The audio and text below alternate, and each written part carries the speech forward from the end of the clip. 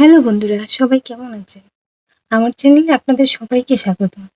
আজকের ভিডিওতে আমি এমন কিছু টিপস শেয়ার করব যেগুলো নিয়মিত ফলো করলে ধীরে ধীরে আপনার ত্বক আরো স্বাস্থ্যকর, উজ্জ্বল এবং গ্লোয়িং দেখাতে পারে। অনেকেই মনে করেন দামি ক্রিম ব্যবহার করলেই গ্লোয়িং স্কিন পাওয়া যায়, কিন্তু আসল বিষয় হলো সুন্দর ত্বক আছে সঠিক স্কিন কেয়ার, স্বাস্থ্যকর খাবার, পর্যাপ্ত ঘুম এবং নিয়মিত অভ্যাস থাকে। তাহলে চলুন শুরু করা যাক।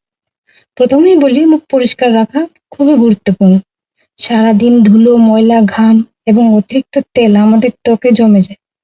তাই সকালে একবার এবং রাতে ঘুমানোর আগে একবার আপনার ত্বকের ধরন অনুযায়ী একটি মাইল্ড ফেস ওয়াশ দিয়ে মুখ ধুয়ে নিন। অতিরিক্ত মুখ ধুলেও ত্বক শুষ্ক হয়ে যেতে পারে, তাই দিনে দুইবারই যথেষ্ট। দ্বিতীয় গুরুত্বপূর্ণ বিষয় হলো ময়শ্চারাইজার।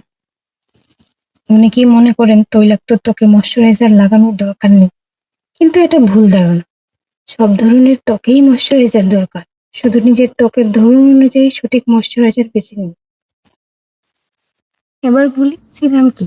অনেকেই ভাবেন সিরাম আর ময়শ্চারাইজার একই জিনিস, কিন্তু আসলে তা নয়। সিরাম হলো হালকা ধরনের স্কিন কেয়ার প্রোডাক্ট, যাতে নির্দিষ্ট সমস্যার জন্য কার্যকর উপাদান বেশি ঘনমাত্রায় থাকে। এটি ত্বকের ভেতরে সহজে শোষিত হয়।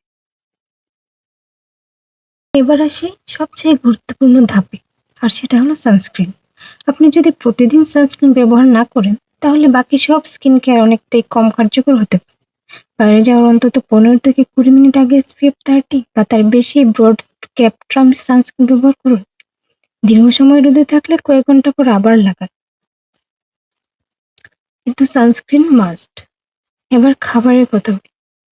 শুধু বাইরে থেকে যত্ন নিলেই হবে না, শরীরের ভেতর থেকেও ত্বকের যত্ন নিতে হবে। প্রতিদিন পর্যাপ্ত পানি পান করুন।